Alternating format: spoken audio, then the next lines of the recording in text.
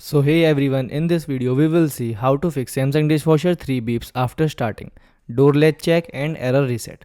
So fix 1 is perform a hard reset. Turn off the dishwasher, unplug the unit from the power outlet or flip the corresponding circuit breaker. Then leave the dishwasher disconnected for 5 to 10 minutes, then restore power and attempt to start the cycle again. Second fix is inspect the door latch assembly. Open and close the dishwasher door firmly until an audible click is heard to ensure it is latched.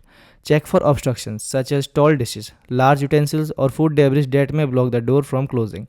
Inspect the door latch assembly for any signs or damage of looseness. Third fix is check the water supply. Verify that the hot water supply valve under the kitchen sink is fully open. Check the water supply line behind the dishwasher for any pinches or kinks. And clean the inlet filter by turning off the water and power, disconnecting the water supply line, and remove debris from the mesh filter side. Fourth fix is adjust the dishes and spray arm. Ensure pot handles and tall utensils are positioned to avoid blocking the lower spray arm. Manually rotate both the upper and lower spray arms to check for free movement. Confirm that spray arms are not obstructed for optical performance.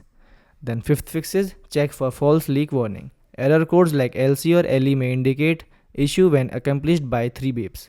Continued draining could suggest water in a base pan, activating the flood sensor. Turn off the power to the unit. Remove the lower front kick plate.